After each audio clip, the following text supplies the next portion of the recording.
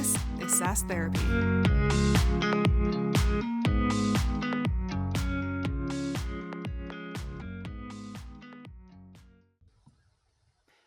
Hello, everyone, and welcome to another edition of SaaS Therapy, the show where we help you save your most important business relationships, your customers.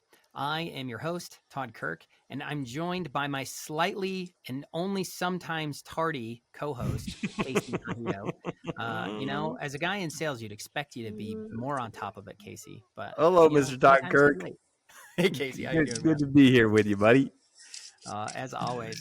Now, Casey, I get to see you almost every day, but excited to have our guest on today. We are joined by Dallin Palmer, who's the co-founder of Halda AI, and super pumped to have him on the show, and excited to pick his brain. So, Dallin, welcome to SaaS Therapy, my friend.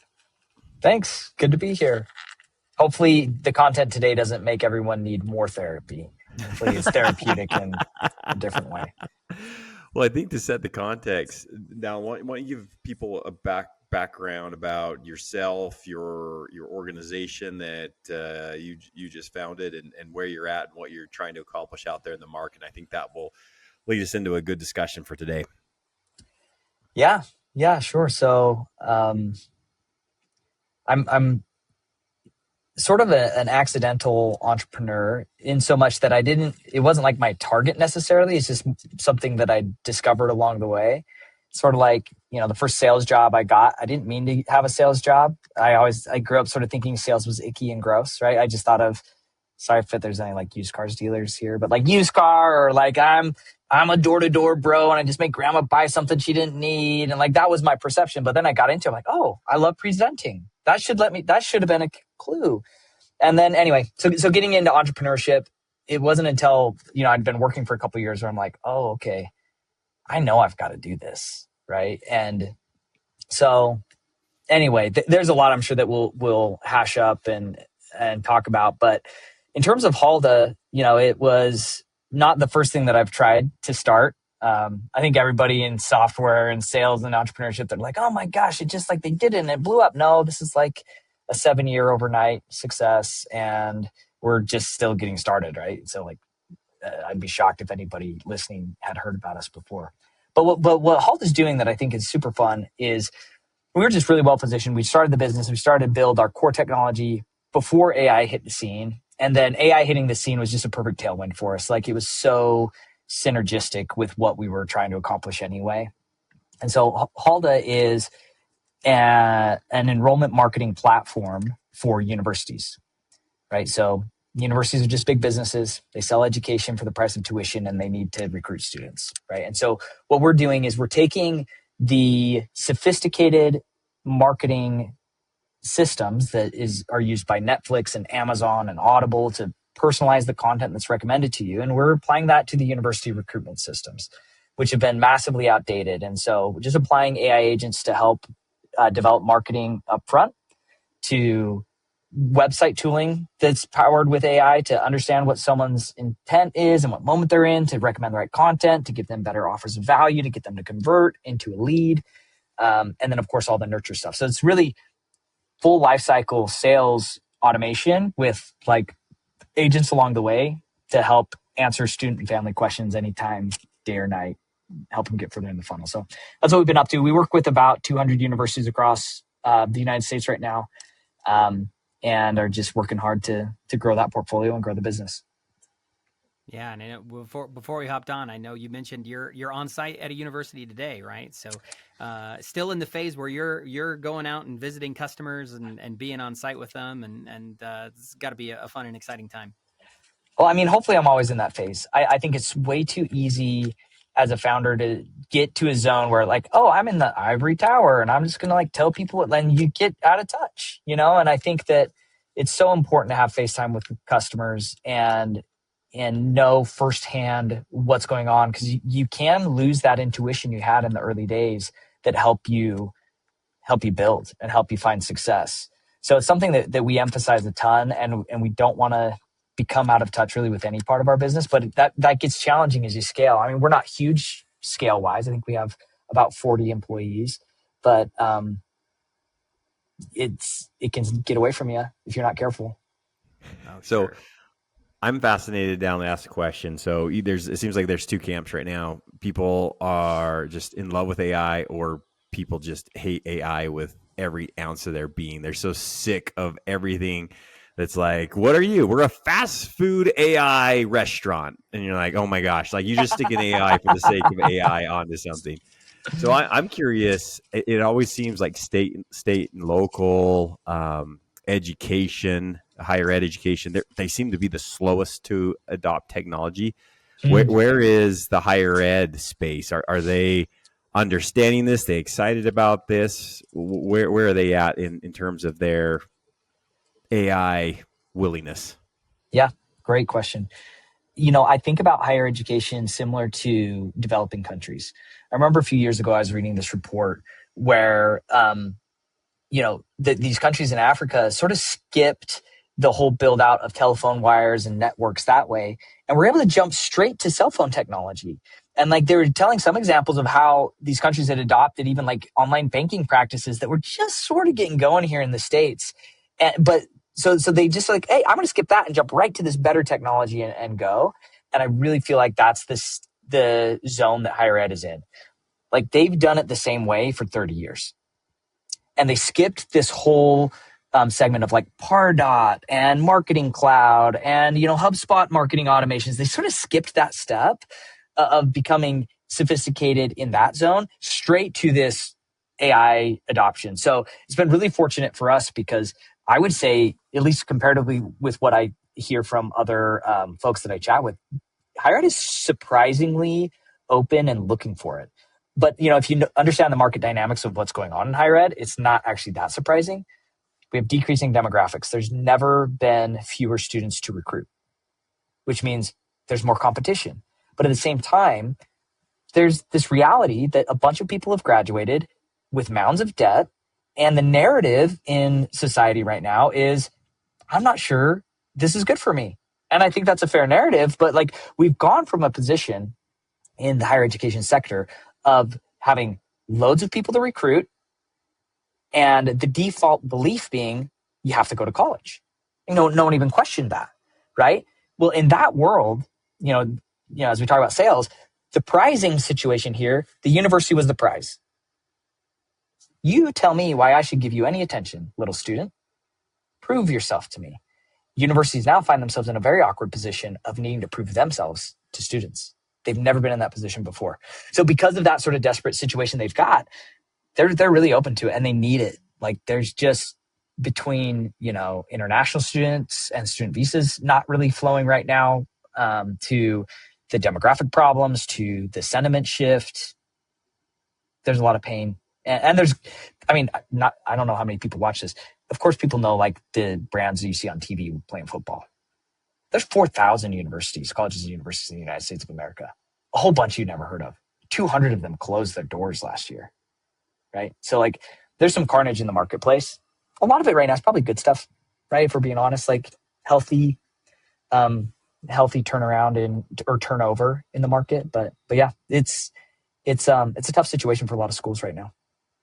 Yeah. Wow, Dallin. So, I love hearing your sales pitch because it sounds like somebody who has learned their market and they've learned the needs of the market and the pains that the market is feeling and has learned how to be able to concisely and clearly share that message. You're like 5 years in. When you got started, what was the biggest surprise for you in the way that you kind of how people reacted to your message? Like, has your message changed in the last 5 years of trying to help universities understand, like, here's what we are, here's why what we're doing matters? Or did you just like stumble onto this and it was like perfect from the start? Well, here's the big learning. So, Casey, I was telling Todd before you jumped on, because we got here early, not because you were late. That's why. Yeah. Casey's never late. Ever. Yeah. So I was telling him some of the winding road that got us to Halda. Here's the big learning that I had through that period. We tried 3 or 4 different things. And what I realized was, I promise this will come back to your question, Todd, about messaging. What I realized was we kept picking up shiny pieces of technology and we'd hunt around for a problem to solve with it. I'm so excited about AR, VR. What can we do with this? I'm so excited about print on demand and e-commerce and like Shopify and that wave. What can I do with it?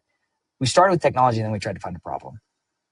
And that's perfectly backwards, right? And this is something you hear all the time, right? Like I knew this from like stuff I'd listened to or people I'd talked to, but it took a few tries before in my heart I understood, no. You have to deeply understand a problem and then apply the best technology that you can to solve the problem. If you do it the other way, you're always going to be fighting against the market, right? So when it came to Halda, we finally got our heads on straight and we just started with research. We asked a bunch of schools, hey, we've been running a marketing agency to pay the bills as we're trying to find the right product to build. And so we went to our partners, we went to this industry association. We just said, what's your biggest problem? Let's do a survey. We'll build this report for your upcoming conference. We just want to like better understand. So we did this report and it was specifically with graduate schools. And we had them fill out a survey and it was around marketing because that's what we knew. And we did an audit of all their landing pages. They're spending a bunch of money driving traffic. Said, where are you sending it? Well, sending it to these landing pages or just our .edu homepage. What do you need out of this? I need more leads. So anyway, it was that process of research where we realized, oh, this is a problem everybody has. No one is doing marketing well. And we didn't want to just stay in that services realm. We knew we wanted to build a product. So yes, has our messaging changed? It just from day one. Well, the initial messaging really came out of a deep understanding of the problem that all these graduate programs were facing, which was simply get more leads from your traffic. It's no surprise that people aren't filling out when your call to action is apply now, learn more, or contact us. Those are bad, right? They're not incentivizing anything. So it was clear there. But tell you what, like as in a software startup, and especially in the age of AI, where like the cycles of updates are almost weekly of new things, we're constantly changing our messaging.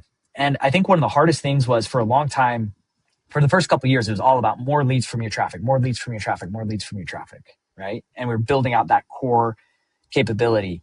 And that core platform got to the point now where we've bolted on some wings to it to where we're saying, I can now power a lot of your marketing and it'll integrate in with the core. And I can do a follow-up with all the leads automatically through AI agents, but it'll integrate back with the core. Now we're in the zone of like reframing our message to our customers, right? So it's hard to go back to the 130 universities you work with and say, okay, I know you thought I was just like better technology and conversion stuff for your website, but now I really need you to think of me as a whole platform. So it's sort of a constant battle of like refiguring out the market, refiguring out, okay, what's resonating. So that's why, going back to campus visits, that's why it's so important to sit down with people. We're so used to Zoom calls to do it, et cetera. But there is something special to doing your pitches, your customer visits in person, where you can read the whole body language. You can say something and get that quick reaction. And okay, I'm going to try that a little different next time. And so I love being in person. I think it's just still, even with video calls, really hard to replace just the energy you feel as you're talking in person. So Dallin, how do you do this? And I'm going to preface this with a statistic. So Nationwide Insurance, they did a survey out to their drivers and just said, hey, rate yourself as a driver. And 85% of drivers said they were excellent. And then they asked them to rate other drivers and they said that they're horrible, right? Yeah. And you're like, wait, this isn't adding up, right? If you're a good driver, but everybody else is poor and everybody's saying the same thing. So I get what you're saying. You said, hey, we went and did our market research. How do you know that you're just not validating what you're already thinking? How do you know if you're really listening to the customer, if that makes sense, that you're just not saying, yeah, I knew it. This was the problem. Like, how did you go about finding that information? Did you go in with that insight that, gosh, you know what, this is so old, or it just started popping up again and again and again, and then you just dove down into it? And then outside of your own self, like what would be some best practices you give out here to our audience? Because I know that's probably one of the number one complaints I hear from customer success managers or people in product managers. Like, we don't ever really talk to our customers. We just get in a room and we decide we know what's best for our customer. And again, cliche, everyone knows you're not supposed to do that, but everyone does do it. So they do. That was a lot of information for one question. How do you know that you're not doing it? Meaning you have this bias, right? Yeah. What are some things that you did? I think a lot of founders or software teams get enamored by that Steve Jobs quote, like the customer's an idiot, right? They don't know what they want. You gotta be the one that you're the visionary. Anyway, I'm not as smart as Steve Jobs, so I don't. So we've got a number of values that we put up on the wall, and we take these super seriously. Like, that's the one thing I'm really passionate about is like, how do you build culture? How do you actually live according to values? How can they be something more than just what you put up on the wall? So one that helps with this whole discovery process, and it's the number one value in our business, is we call it seek truth in everything you do. And to us, what that really means is if you're building for long-term success, you have to figure out what truth is, not what somebody's idea is, not who championed it, not who has the most political cachet, but like what actually works, what actually creates real value, right? Not sellable, not a sellable pitch, but what creates real value. So how did this get ingrained in us? Y Combinator has a really strong, and I don't want to pick on them too much. I think the YC network's awesome. And I think it's changing the culture quite a lot. But YC, or maybe Silicon Valley in general, has this bend toward fake it till you make it, right? You're a visionary, you got this idea, and even though it's not really creating value yet, or even though it's not really working yet, fake it a little bit, right? And get there. And then, you have big things like the Theranos lady and, other stuff blowing up in everyone's faces. But so there was a bit of pressure that way, right? And when we applied to YC, we came to this crossroads where like we were on the cusp of getting in or not. And we probably enhanced in our talk track what we could do beyond what we could actually do. And they were digging in, and there's this point where we could have sent data in a way that would make it look like we could do what we said, or we could be super transparent and be like, nah, guys, like we're not there yet, but this is how we would get there. We looked at each other and we thought, if we're not really straightforward, this is going to be a terrible experience. It's not worth getting in on false pretenses. So we opted for just massive transparency and we still got in, but I don't think that's as important to the story, right? Like the important thing is like making that stand and say, I'm going to seek truth around this because anyway, thing number two that really cemented this early on in our marketing agency, we were reselling, white labeling and reselling this product. It was mobile geofenced ads. Have you guys ever come across that? Good for you. It's complete garbage. It's absolute trash.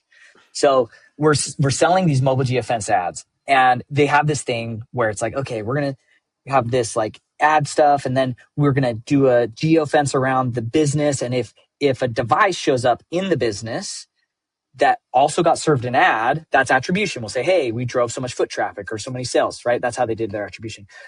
I get a report one day. We were trying to help a university drive traffic to their campus visit day, right? So put a geofence around the university. So how many devices showed up? So I'm doing this report. I look over at Lance. I say, Lance, every single number. I don't mean some of the numbers. I don't mean most of the numbers. Every single number in the report we got from our partner here is divisible by 4. Is that organic to you? Is that natural? Does that happen in the real world? I don't think so. So I call up the rep from this company. They're like, oh yeah, for every one that we see, we assume there were 3 others. So we multiply every number in the report by 4. So that was a moment we looked at each other and said, that's bullshit. That is absolute bullshit. And we knew in that moment, we will not be successful long-term. It was a product that was sellable and we could sell it, right?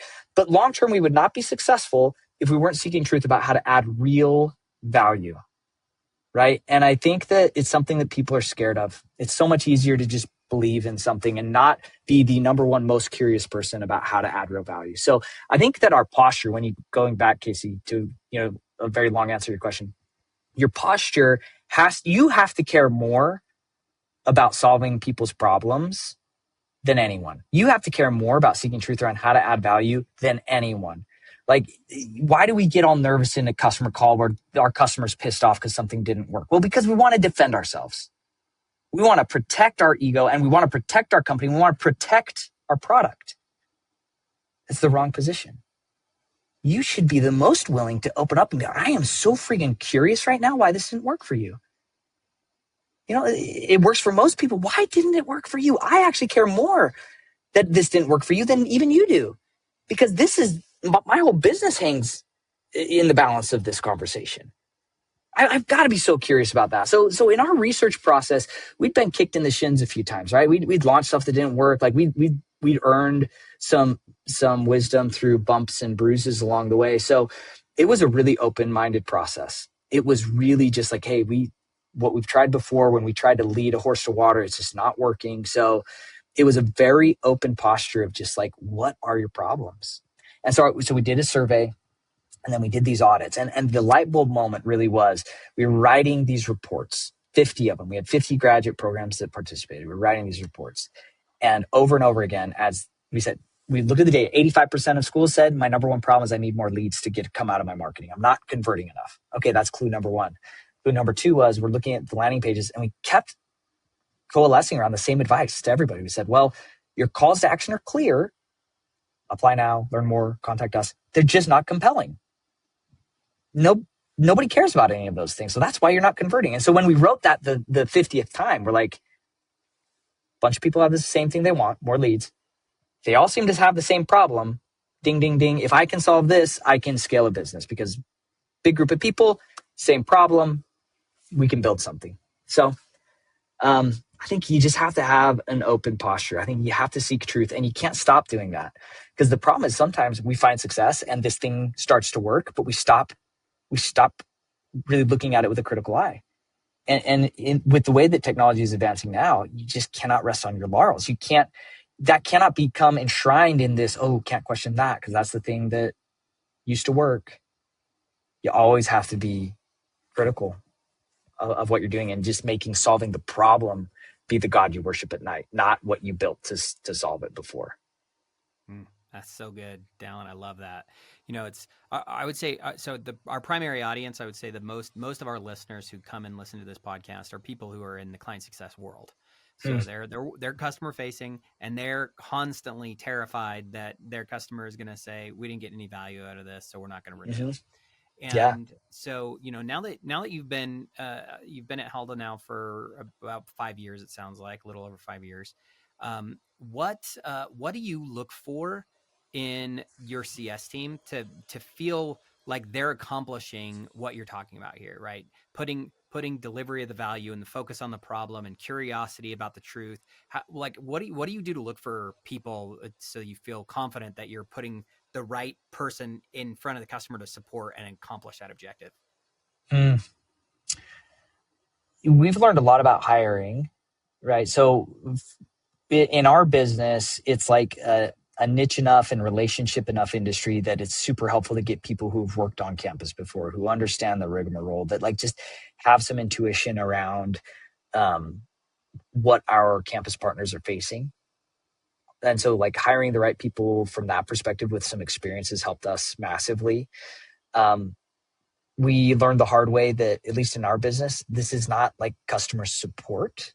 We're not talking about tickets and, getting stuff done. It truly is relationship building and being a strategic partner to campus. And so that changes the profile that you hire for a little bit.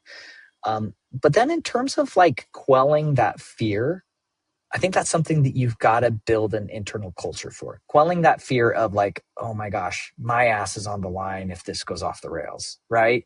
And if you have a bad culture where you really do punish people for any bad news, if you're shooting the messenger, right? And people want to hide stuff from you, then you'll start to live in that echo chamber.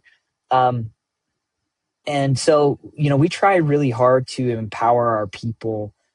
Even to the point where here at Halda, like if I have a customer that's pissed off and I have a contract that they've not fulfilled, I don't put the contract over the customer relationship. But I mean, that's a leadership thing. Like that's hard for any CS manager or account manager to do single-handedly, right? Independently. Like their hands are just going to be tied in some situations. But at least here at Halda, I hate that so much, because if legalese is what's keeping your customer around, you won't be long-term successful, right? And so like that's what we think about all the time. So we really try and empower our people. And I think the right way to do that is to say, hey, listen, as the human animal, right? Like social danger, I think in our brainstem and like the oldest, most ancient part of our brain, that's like death, right? Because when we were all living in tribes, if you could get kicked out of your social group, you would die. Right. And so whenever there's like a social conflict, that sweaty in the palm and you get sweaty and clammy and your heart rate starts to build, it's because the most ancient part of your brain literally thinks you're going to die if this social encounter goes wrong. Right. And so you just have to train people up. It's like, no, be curious. Like as soon as you feel that triggering, that's your body telling you that you're in danger, and you're not. If you feel like you're in danger, you're going to treat that customer very poorly. You've got to catch that moment, and you've got to be able to say to the customer, like, you got to put them as the priority. Right. And that's the only way that you're ever going to save a relationship. That's the only way you're ever going to turn anything around. Like if you clam up and you're in a defensive protect me state, good luck. Like the contract's probably the only thing that's going to keep that customer around.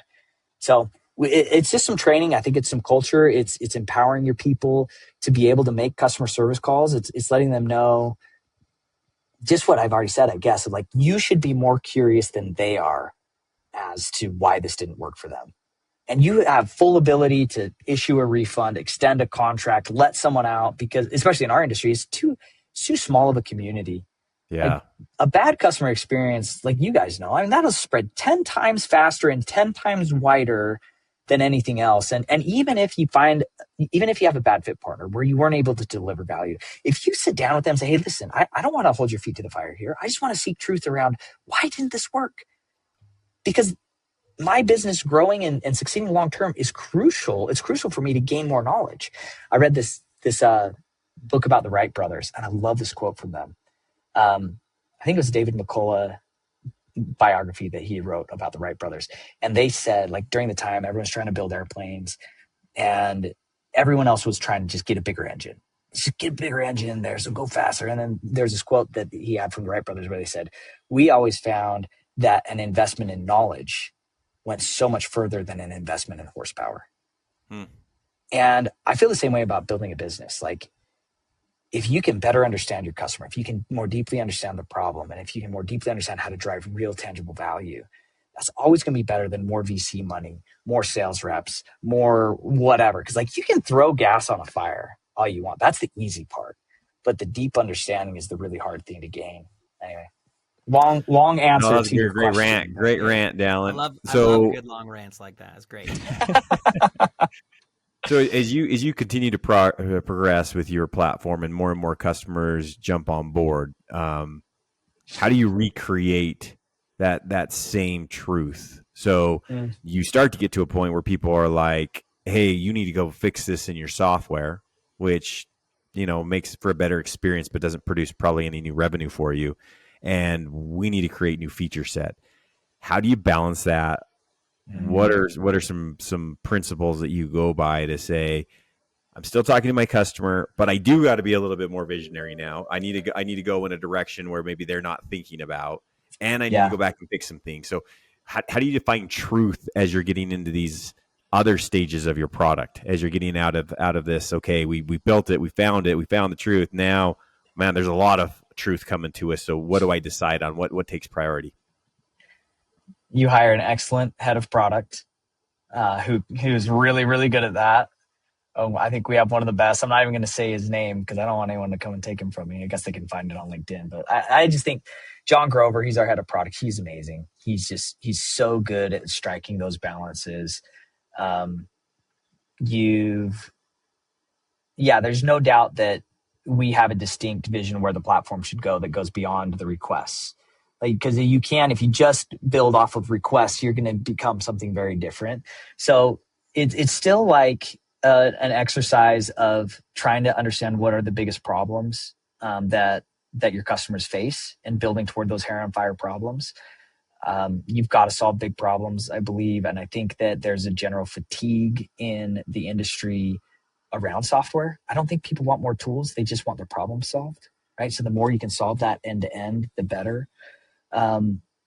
It's a balancing act. It really is. And it's hard to do. And I think one of the greatest things that our team has done is we actually have like 1 week sprints for our engineering team. So what we prioritize and where we go, at least right now, can pivot on a dime. I think there's upside to that. There's some downside to that. It's a team effort. The other thing that I would say is we've strived really hard to have weekly metrics for every single seat in the company. And then what's a hard transition to make for all of us, I think, is early days, you govern the business through your gut, right? You just feel what should happen. But then there comes a time where you've got to govern the business through metrics because it's just getting bigger and your gut, you don't have enough context. You don't have all the context like you used to. When you have 10 customers, well, you have all the context on all of them. So you can sort of process on an emotional level. But we've tried really hard to have weekly metrics for every employee. And then, of course, we're looking at all the metrics from an executive level. So in our leadership team meetings every week, we go through all the metrics in the business. It doesn't take long because it's organized and we just look, okay, what's green, what's red, what needs attention. But, on you of course have your big ones like GRR, NRR, ARR and growth. But then, we look at, did we set enough appointments last week? Did we get enough opportunities last week? What does that mean for our pipeline? We do these things on the customer success side where it's like, we call them executive strategy reviews. It's essentially the strategic meeting where we make sure the decision maker's in there and we go over both what's happened as well as the vision of where Halda's going. Did we get enough of those? Are we ahead of schedule on those conversations? So, we've tried really hard and we don't always get it right, but just to have weekly metrics for each seat and that transition from governing by gut to governing by metrics was an important one to make so that we can just keep these things in balance, because then it's like, okay, new sales it's going awesome. Crap, our GRR is slipping. Are there bugs? Are there whatever? So it gets more complicated for sure. But I think you do have to start to govern by metrics and not just what you think is right. Yeah. Okay. So, there's obviously one of the things when you're trying to grow your business, there's a lot of focus on what are all the things that we can do, right? So we've talked a lot about how is CS being trained? How are they spending time with customers? What are the metrics that we're tracking? And how are we enhancing the product over time to align to the things that the customer has? One of the things that I think can be really challenging is the fact that there's external factors as well as the internal factors. And, you can't always control the external. But let's say your customer has organizational practices that are weird or different, or they just went through some massive restructuring in how they set up the department. So now the person who cares about you doesn't anymore or they brought in somebody new or whatever, right?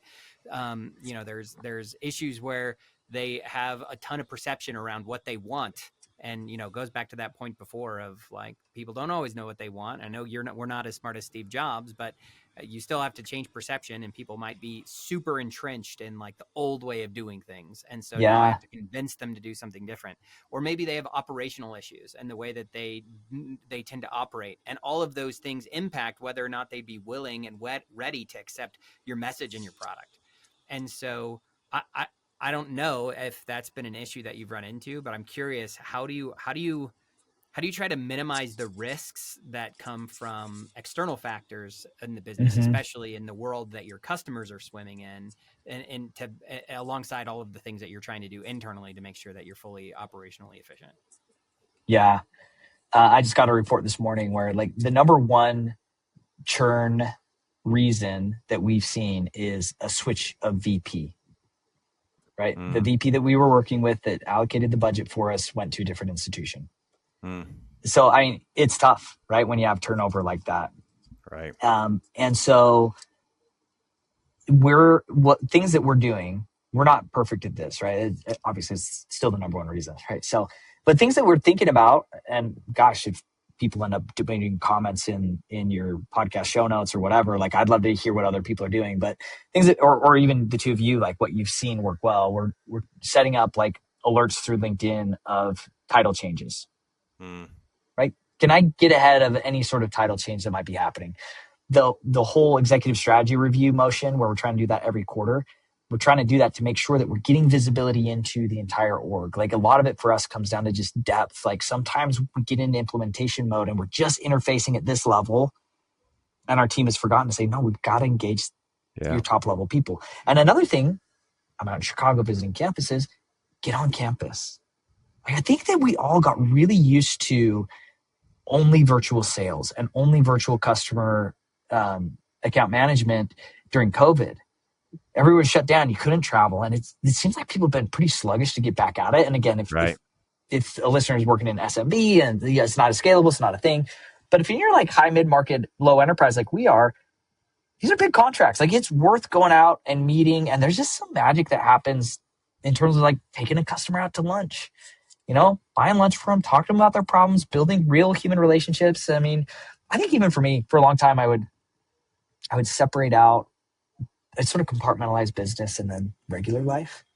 And maybe it's me getting older and just more experienced, but I'm just like, no, it's all regular life. Everyone's just humans. Like, make friends. You should be friends with your customers,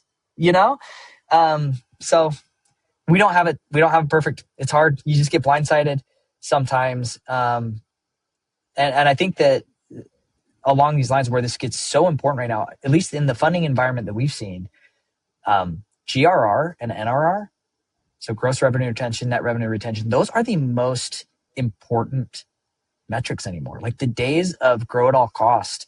I mean, they're coming back a little bit more. People are caring a little bit more about growth from a funding ecosystem side, but still like nothing like it was in 2021, 2022. It's just like, people are like, no, you need a healthy business. Yeah. And so preventing churn is like, should be the number one top theme anymore. Cause it's like, if churn is terrible and your growth is good, your valuation is still going to suck. Right. And you've got to bring that into balance. Yeah. Oh, Dallin, that one, people do need therapy on that one. That one's a discussion that everybody has, that your person leaves and then you get replaced. And it just seems like the new person that comes in, they come with their own experience, the tools that they've used and felt more comfortable with. And they're always trying to reduce cost in some aspect, not always, but they want to come in and make an immediate impact. And so like, wow, we're going to slash budgets and this is what we're going to do. And look, I already saved the company X amount of dollars and brought in a better system that's cheaper. And you're like, really? Yep. I think this will be a discussion for another day, but I think for me, the value of your champion and not having a coach. And if anybody follows MedPick, they understand what I'm talking about, right? The person that says, I can't do my job without this software versus someone's like, hey, yeah, this is the software we use. It's really good. I really like it a lot. But they don't like die on that hill, right? I feel like that is the person that should be your main target. Executive buyers come and go, but they usually listen to the people underneath them and say, this is a must-have in my job. And if you can create that's the way that you've made their job easier. I think that's not a cure-all. But I think that's one for me is identifying who your real champions are. And do they have enough influence? Because a champion has influence. And they're the ones that can persuade people to say, hey, we're going to stick with this. But Dallin, to wrap up my last question for you, I want to know, if you had to do this all over again, would you start a business again? Or would you go be a doctor or a lawyer or something like that? Like, if you have to go do it, I love asking entrepreneurs this question. If you had to go do it again, would you? Yes, 1,000% yes. I mean, when you're comparing like doctor, lawyer, dentist, man, I'd pull out my own teeth, right? Like, no, I could never do that. Depending on the day, could I be convinced to sit on the other side of the table and be just a capital allocator and not like an operator? If it's a really crappy day, yes, you could probably convince me. Like, would I?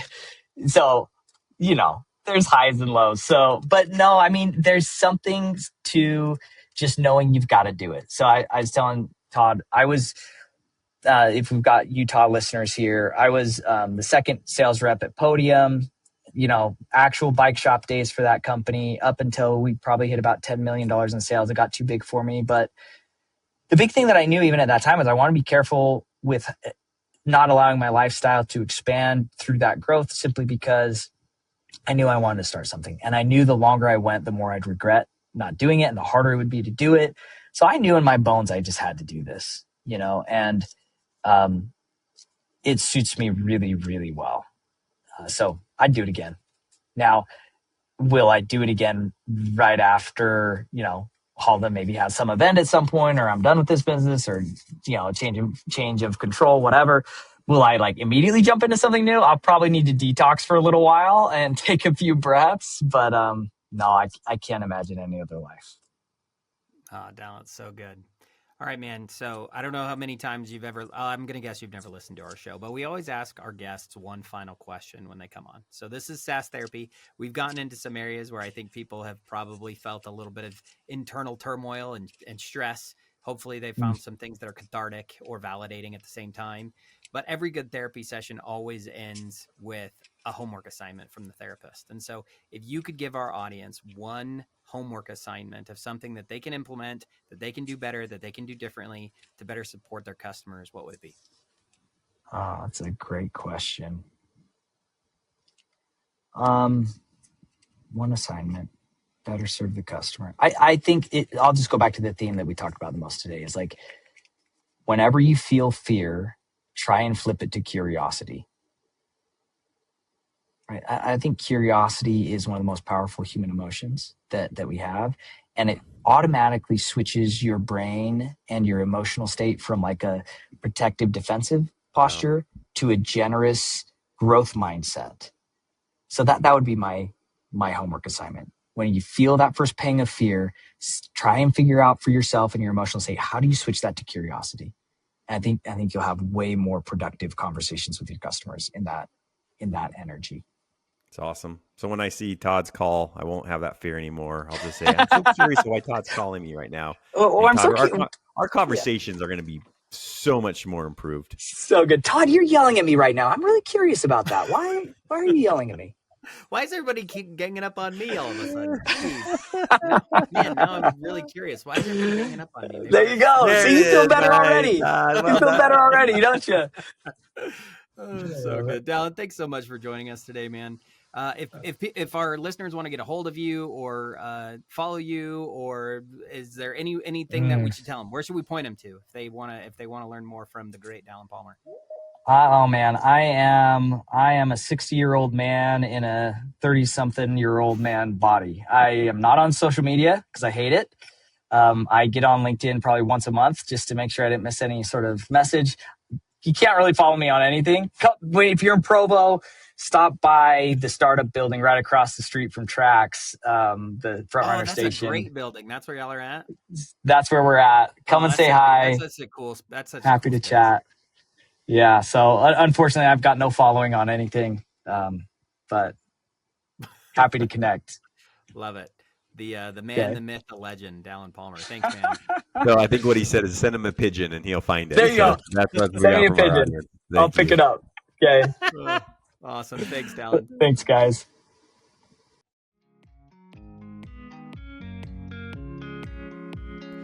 SaaS Therapy is brought to you by Brainstorm, the SaaS platform for SaaS adoption. Learn more at brainstorminc.com.